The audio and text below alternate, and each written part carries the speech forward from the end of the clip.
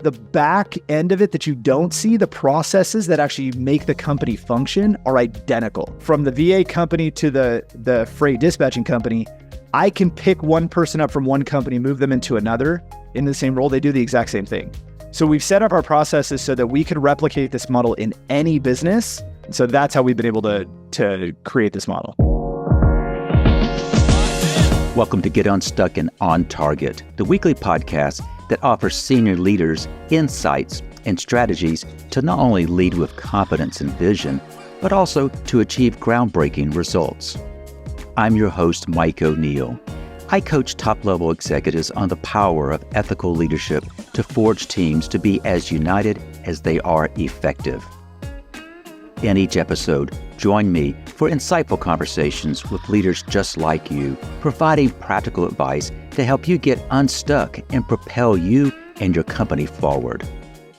Let's get started. Joining me is Joe Rare. Joe is an underground serial entrepreneur, investor, outsourcing expert, father, and husband.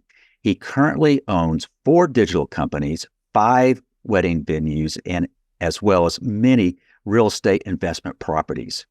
Joe focuses on helping small to mid-sized businesses around the world while working from the comfort of his home in Montana, enjoying big sky country with his family. All of his companies are being fully run by his virtual assistants. And that whole idea has intrigued me, and it's that topic that I would like to kind of center around. Building businesses around your lifestyle so you can be both successful in business and spend more time with your family. Welcome, Joe. Thank you so much. I appreciate you having me. Joe, I was just looking at this introduction, and there was a little bit a kind of a pattern. 4 digital companies, 5 wedding venues. I wanted to say, and 6 real estate investment properties, just to get the 4, 5, 6 pattern going.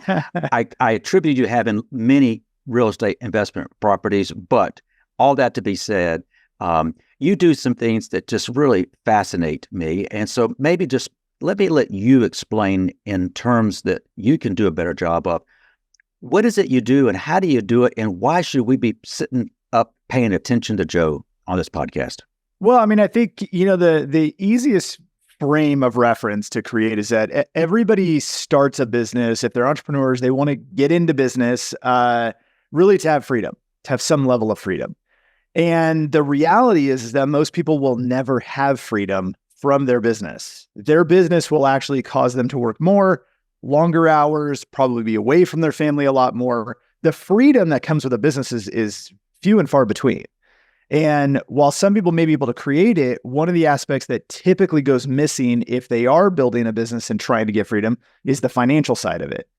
And so, if somebody has big aspirations to grow a business that has, pretty darn good revenue, really good profits, allow you to live whatever lifestyle it is that you choose, that's what I've been able to do while having time freedom on top of the financial freedom.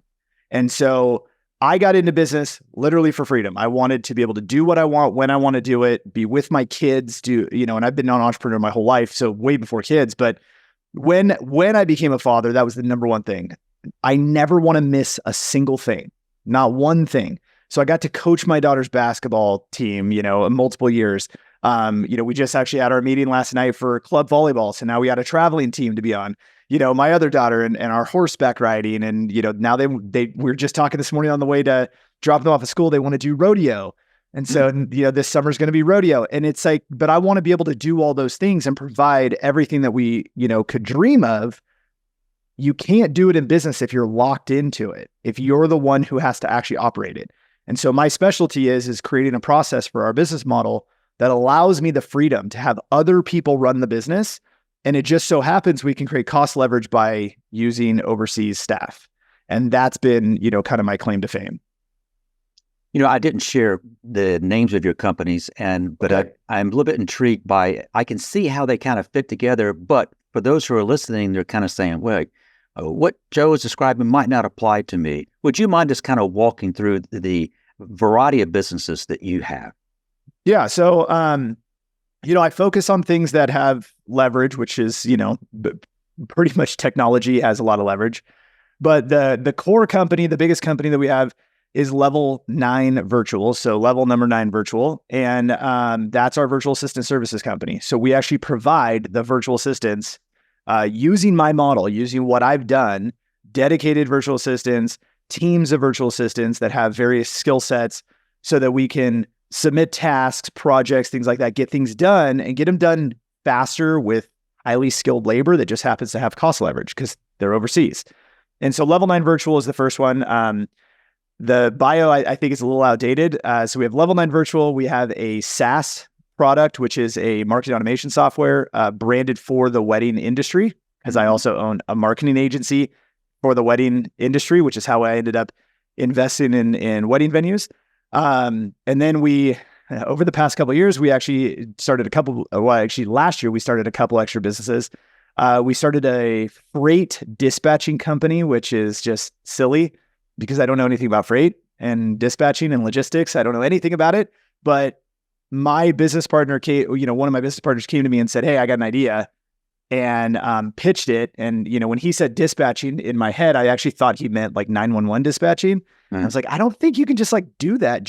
I'm pretty sure that you have to have like a very specific, law around it. And like it has to work for the government. I don't know. But he goes, no, freight. Like you see all the truckers, right? Like somebody has to actually set up those loads for them to pick up and drive away with. And I was like, oh, that's interesting. And he's like, yeah, we'll use the virtual assistants to do it.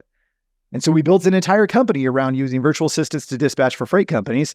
And we built that business, and from zero to profitable instantly. It was very fast. And then we also have a data supply company, which is identity resolution. So somebody shows up on a website, you don't know who they are typically, but if they opt in, you get their information. However, what about the 70 or 80% of people that bounce? Well, we can actually match a high percentage of those people and create more leads, which is actually what that is going on in the background. And so we started that business. So that ends up being 5. And then I still have the last business, which is Campground Digital. It's a marketing agency for campgrounds. And that's kind of not anything that we give a lot of attention to. We still have about 40 or 50 clients left. And we haven't really operated it, like marketed it or tried to grow it in 2.5 years.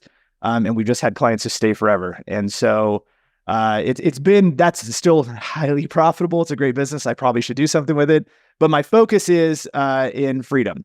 And so if it requires me to step back into it, then I'm probably not going to do it. When we launched the freight company and we launched the data supply company, I had a commitment. I said, I'll give 4 months to the business. If we can't go from 0 to profitable and, $50,000 to $100,000 a month in revenue, in 4 months, then I don't want to be a part of it. And it's not the right business model for me. And both of those hit it. And so we were good to go.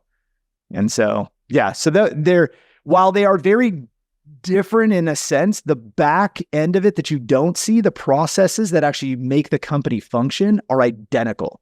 So from the VA company to the freight dispatching company, I can pick one person up from one company, move them into another in the same role. They do the exact same thing. So we've set up our processes so that we could replicate this model in any business. Even if it was brick and mortar, you're going to have front end staff and people on the front side, but the back end operations, what's going on in back of the house, we can make it identical across the board. So that's how we've been able to create this model. As I've got to know entrepreneurs, it seems to me entrepreneurs have far more ideas than they have time Capacity to implement. But you've shared a number of things, and you're correct. Your bio did not reflect hardly any of the things you just kind of mentioned. Yeah. So let's talk about Joe for a moment. Joe, okay. You're managing this business that is comprised of multiple businesses. You have a process in place that has applied in a wide variety of settings. What could be a derailer of Joe in what we're describing here? The derailer would be the staff, right? If my team decided to dismantle and everybody decided to leave, then the companies would fall apart. But the cool part is that even, it's like my wife's biggest fear, right? Well, what happens if something happens to dad, right? Well, on the family side, that's devastating. That's all that. On the business side, it doesn't matter as much. The businesses will still operate. They'll still run. They still have profit. They have management in place. They have staff in place. They have financial advisors in place. We have trusts in place. We have all of that. So to derail the system would be that my entire staff has to leave. I mean, maybe market conditions, if the market changes and, now there's no need for marketing in some sense, there's no need for dispatchers in some sense. Those would derail it. But aside from market conditions, the only thing that could really break the system is if for some reason the entire staff that we've been building for years decided they all didn't like working for us anymore and then they left. And that would be kind of it. Because other than that, the system, they run themselves. The companies are run by the team. There's a lot of automation built in. So we use a lot of technology to make sure that everything runs and makes it very simple. That's one thing that, if I get into a deal, if I'm getting into a business or even a real estate property investment, it's got to be simple. I'm a very simple-minded person. I don't want complex, because the bigger you grow something, the more complex it's going to get anyway. But if you start with something complex and then grow it, it's going to get unbelievably crazy. And so I need it to be simple. I need it to be, very easy. So my hope would be that I could take somebody from the Philippines and have them run the entire company. So that's what I'm looking for. Are most of your VAs from a certain part of the world? The Philippines. Can you explain, for those who are not familiar, why did you choose the Philippines? So I tried everywhere. So I did the India, I did Pakistan, I did Sri Lanka, I did Vietnam. I went all over Asia, tried pretty much every place you could imagine, even Canada, the UK, Australia, we went everywhere. The thing that we figured out is based on, because the value of a huge portion of the value for virtual assistants is cost leverage, right? So how does cost over there and the value of the dollar in that country matter and work in comparison to here? And so cost leverage is a huge piece of it. So if there isn't cost leverage, there's not a lot of room to make this work the way that I'm attempting to make it work. The second piece of it is that when we landed on the Philippines, they really, really follow American culture. So if you were to look at, for example, we do a lot of marketing stuff, right? So you look at design from, like, let's say India or Bangladesh or something like that versus design in the Philippines. The Philippines are going to match more of just the cultural color schemes and the font styles and like just everything that's being done in the United States. They're much more in tune because they watch our movies, they listen to our music. They, street signs are in English, universities teach in English. So it was really a good fit for those reasons. The one area that isn't as successful in the Philippines is things like sales. And sales, because you need to be much more of an aggressive personality type. You need to be very, outright and future pacing and all these things. That's not really the cultural kind of personality profile of the Philippines. So we don't use the Philippines for the sales side of things, right? And so that's the one area that doesn't quite fit. But that's the reason we chose the Philippines, is that they just understand our culture. And we get on calls, and I'll have my team on. Like every year, we do a kickoff party at the beginning of the year, and so we have hundreds and hundreds of people on a Zoom call, and we're doing parties and contests and all these things. And what's funny is to see people wearing like a New York Yankees hat in the Philippines or 49ers. And I'm just like, how are you wearing a San Francisco? But they follow our culture. So it makes sense. You mentioned that Level 9 Virtual is kind of the umbrella organization. Did I understand that correctly? It's not the umbrella, but it is the largest of the entities that we run. Yeah. For those who know nothing about using VAs, I know they can go to your website, learn a great deal for that. Is there a pretty steep learning curve, or have you found that folks who are new to it adapt quickly? Well, the great part is if you go out and you try to do it yourself, there's going to be a learning curve. You're going to have a lot of trial and error. So my advice is always, even if in the future your plan is to go hire yourself and find your own virtual assistants and you want to do that later, start off, pay a little bit more, use a company like mine or somebody else, but like do it because we beat the learning curve. We can educate you on communication. Out of every challenge that we have with a client using a virtual assistant, the number one, like 95% of every challenge is communication based. It's expectations. It's making sure somebody understands what you mean. What we find a lot about ourselves is that when we go to communicate our ideas, our thoughts, our projects, expectations with somebody who might have English as their second language, or who isn't sitting next to you and doesn't know you and doesn't know your business, we find out that ourselves, we're not very good at communicating. And we make a lot of assumptions that other people just understand what we mean. And so one of the first things that I teach every client that comes in is realize that in communication, the person communicating, the communicator, is responsible for the person being communicated with. It's our responsibility to make sure they understand what we are saying. If they don't understand it, it's our fault, not their fault. It's our fault. And the moment that you get that lesson and you understand it, it doesn't just help with virtual assistants. It'll help with your children. It'll help with your friends and your spouse and everybody else, because it's our job to ensure that communication is effective. And so that is the number one thing that will make or break your success with virtual assistants. And we have a whole process that we give everybody on how to communicate, ways to train and teach your virtual assistant, like all the things that you want them to do in your business, get them up to speed on your business. And we have an entire process that we just teach it to you. We give it to every client so that they have the most success possible with their VAs. Yeah, I've talked to folks who use VAs, but it seems like it's short-term, project-minded. You're running your business using VAs. How do you instill a sense of, pardon expression, to loyalty to you and to your organizations? What do you find has worked best? The same thing that works when you have local people, right? Which is providing opportunities. It's providing a career path. It's understanding what their needs are, what their goals are, who they want to be in their business, in their career. Some of them want to come in and they want a short-term opportunity so that they can go do something on their own. So we had a video editor, one of my favorite video editors we've ever had. He came in and he got to a point where he's a video editor. Like we don't, you're not going to go from a video editor to an operations director. So your upside is slightly limited in that. Maybe we could build a video editing team underneath him, but he chose to go out and build his own business and do his own thing. And so when he told me that's what his goal was, I said, great. So let's take the next 6 months. Let's make sure that you know all the things you're going to need so that you can actually manage a client base. Because it's one thing to be good at editing a bunch of videos. It's another thing to be able to manage your client base.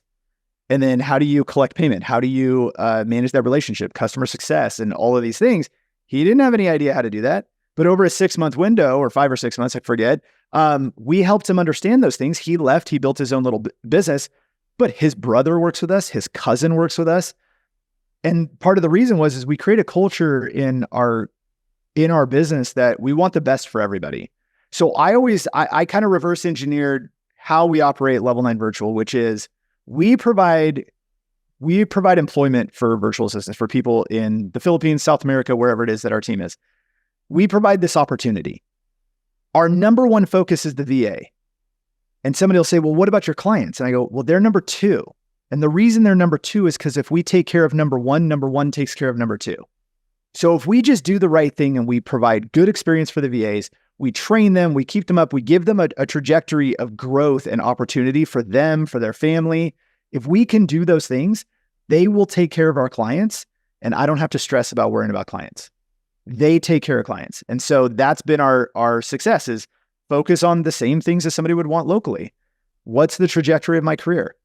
Where do I get to go? Like, well, what do I want? One of the stories I always tell is that I made a huge mistake with a very prominent player in our company a year and a half ago. And the challenge was I believed she should have been pursuing a different part of the company. I actually wanted to move her into an executive level role. Well, I find out through heartache and pain that was not in her skill set. That was not part of her desire. And I couldn't figure out that while we're trying to push her into this role, there's tons of friction. And I could not figure it out. And sure enough, she ends up leaving. And I think like, oh my gosh, the whole world's falling apart. Like, one of our A players left and oh my gosh. And I realized like, I was trying to put her somewhere she didn't belong. It's, square peg round hole. And that was my fault. And so I had a huge learning lesson that I needed to do more listening. I needed to understand their goals and really make sure that we consult them and guide them on their paths. And that's how we create loyalty. wonderful response there. Do me a favor. Think about your entrepreneurial journey. Yeah. In keeping with the title of this podcast, can you think of an example where either you or a client got stuck? And when did that happen? What did you do to get unstuck? Oh my gosh. On my entrepreneurial journey, I got stuck really bad when I had an agency back. I feel like this is 2016-ish. Had an agency. I think we were running about 14 or 18 virtual assistants at the time, but I also had 27 US employees sitting in an office space. And we were doing really well on, as far as people would think, right? Lots of clients, lots of work going on, but we had 2 clients responsible for about 40% of our revenue. Both of them canceled in about a 2.5 week period of time. So killed us. All of our profit margin was gone, and I had to start using debt to pay payroll. And so instead of letting people go, which would have been the smart thing to do, I'm a hardcore optimist, and I just said, we'll replace the revenue. It'll be no big deal, right? Let's get to it. But the person in charge of business development wasn't developing any business. And so we were in this conundrum where we weren't actually growing. And so we were barely remaining the same. And so I got really stuck in a rut to where I'm taking on personal debt to pay payroll because I didn't want anybody to lose their job. And I thought I was doing the right thing. In hindsight, we find out that was the worst idea in the world, but it got me to where I am today. So I got to be grateful for it. And so the getting unstuck part of it was I had a mentor who advised me when things went south to cut and shut down the agency and start over. And he gave me some really great advice. That agency was kind of doing everything for everybody. Everybody was our client if they had money and they were willing to pay us to do something, which means if everybody's your client, nobody's your client, your business won't grow. And so sure enough, stubborn me, huge ego, I didn't listen to him. And at that time, I think he had a business that he was restarting, and he was doing about $60,000 a month in top line revenue with, I think, 2 team members. Well, here I am with 27 US employees, 14 or 18, Filipinos, VAs, and we're doing way more revenue than that, but we're not making any money. And he has huge profit margins. Well, so I don't do anything and I don't change anything. And I keep stacking on debt. We keep trying to rebuild. We keep doing these things. Everybody's getting paid except me. So my relationships at home are challenged. I'm frustrated all the time. I'm putting in extra hours. It's not working. It's not in alignment with who I wanted to be. And then I see an interview with that mentor and another guy, and he went from $60,000 to $400,000 a month in revenue in about 6 months. And I went, whoa. And so I texted him and I said, oh my God, I just saw your interview. What'd you do? And the only thing he wrote back was, he said, you didn't listen to me, did you? And I was like, nope. So within the next couple days, I let everybody go. I shut down the office. I walked away from my lease, got sued for it later. Dealt with all of the legal side of that and everything that was to come, but took his advice and said, I'm going to go from, I'm going to do one thing for one niche. I'm not going to do everything for everybody. I'm going to do one thing for one niche. I'm going to do it better than anybody else. And so I restarted my business with one client. I was getting paid like $3,000 a month. And I went from essentially 0 to $109,000 a month in 4 months using only virtual assistants. Rebuilt our model in that. And that was the basis of how I got unstuck in my entrepreneurial journey. But it also became the framework for how we've built every business since. And then how we've helped, hundreds of clients do the exact same thing. Fantastic example. Joe, if you have fine-tuned kind of the secret recipe that's working for you, the process that could be applied in multiple industries, and you learn from your lessons, I know that we started this podcast by describing that you want to enjoy your family. You live in Montana, referred to as Big Sky country. When you have a formula for success, is it hard to not just adding more, and you lose the whole purpose for doing this to begin with? Saying no to things is the hardest part of my life at this point. Like this is the most difficult thing, is to see an opportunity sitting in front of you. I know that if I put my hand on it and I put my model into it, that I can make it a success. But that comes at the expense of, well, guess what? It's winter and we're having the worst winter in the history of Montana. But during winter, I typically snowmobile like every day. And so I won't take on a new project come winter, and I never take one on. And so here we are, we're sitting here begging and praying for snow. And I'm sitting here with opportunities sitting on my debt. Like I could right now pull the trigger and I could become, a majority partner in a project. We could put my model into it and put in place, but it's going to take away from the life that I want, from the things that I want to be able to do. So I'm saying no to it. And saying no is the most challenging piece of it. But I think that exercising that muscle and turning down things that don't align with what you want and who you want to be and how you want to live your life, it's one of the most liberating things that you can do. It creates the most happiness. It creates the most success, because I could easily indulge myself in projects and investments and all these things that would take, and I could work 14, 15 hours a day, every single day, 7 days a week, and probably make tens of millions more than we do. However, it's going to eliminate the entire goal. And there's nothing better than the ability to go, well, I shut off, we can set our phones down and we don't have to look at them until tomorrow. That's awesome. We can be genuinely with our kids, give them attention. We can horseback ride, we can coach teams, we can do all that stuff. So to me, that outweighs it. It's just saying no is very hard. It's very hard, especially when there's dollar signs attached to it. And, I didn't come from money. So the opportunity to make a lot of money is very appealing to me. And, it's something that I really, really was aggressive towards. So it's hard to say no. That's the easiest answer. Joe, we've had somewhat of a far-ranging conversation. The goal was to give listeners some insights to what you have done, lessons learned along the way. What do you want the viewers and the listeners to have as takeaways? Well, I think one of the easiest things, and actually I need to go have a conversation with somebody close to me about this right now, which is go fail. When I look back, and actually my wife reminded me of this, I want to say it was like last week or something. And she, we were having a conversation about somebody else and how they've just been challenged in getting something up and going and getting running. And one of the things that she mentioned, she goes, yeah, but do you remember back when we first met and you were kind of running this thing over here and then, that was doing fine and then it failed. And then you tried this other thing and then that thing never took off and it failed. And then you tried this other thing. She went through this laundry list and I'm like, oh my God, I don't know how you stuck with me. Like, wow. I mean, if you were to imagine from the beginning of a relationship, it's like failure, failure, failure, failure, failure, failure. And she was there, and we weren't successful in the beginning. And so it's kind of interesting to look back at that, because I forget the failures as fast as they happen. And so I think that if I could give a piece of advice to people, it would be like, your failures don't matter. I don't know who said this, but it's stuck with me lately, which is, if it's not going to matter in 5 years, then don't worry about it today. And the failure that you're going to have won't matter in 5 years. So go out and try something.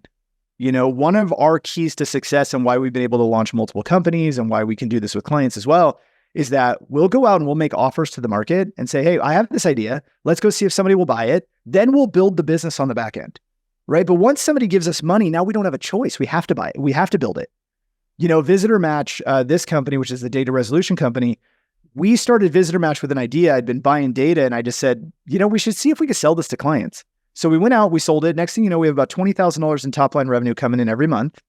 And we were like, well, we should probably name the business, get a website, build out marketing automation. We should probably build a business around it because it's real. And I have the ability to go try something and fail faster than most people will get off their ass and just try something once. And so my recommendation to everybody is to just try, just do it. Go fail, because you're going to forget that failure in just a few years and it won't hurt as bad the moment you hit success, but you'll never find that success if you just don't try and fail. So fail. It's okay. Fail's awesome. Joe, that was fantastic. But before we wrap up with our final thoughts, I've got a question for our listeners. Are people following you because they have to or because they want to? Are they obligated or are they inspired? I'm a leadership coach and I work with executives who have a successful track record, but they're feeling stuck in their careers or how to move their company forward. They're frustrated because they're finding that with each level of success, the bar gets set even higher, and what worked in the past is no longer working. I work with these leaders to uncover hidden blind spots, challenge limiting beliefs, and foster a strong sense of accountability. So if feeling stuck sounds like you or someone you know, let's talk. Head over to bench-builders.com to schedule a call. So, Joe, you really have opened up my eyes to a number of things. Thank you for sharing your expertise. If folks want to learn more, what's the best way for them to connect with you? You can email me direct, joe@level9virtual.com. So joe@level9virtual.com. You can also meet with my team, level9virtual.com. There's a big yellow button on the top right corner that says book a call. Those are the easiest ways to reach us, and you can connect with me anytime. And we're happy to help. I'm encouraging our listeners to do just that. Thank you, Joe. Yeah, my pleasure. Thanks for having me. I also want to thank our listeners for joining us again. I hope you have picked up on some quick wins from Joe that will help you get unstuck and on target. Thank you for joining us for this episode of Get Unstuck and On Target. I hope you've gained insights to help you lead with confidence and drive your organization forward. Remember, at Bench Builders, we're committed to your success, your leadership excellence, and your strategic growth. If you've enjoyed our conversation today, please leave a review, rate, and subscribe to keep up with our latest episodes. This show really grows when listeners like you share it with others. Who do you know who needs to hear what we talked about today? Until next time, I encourage you to stay focused on the target and continue to break new ground on your leadership path.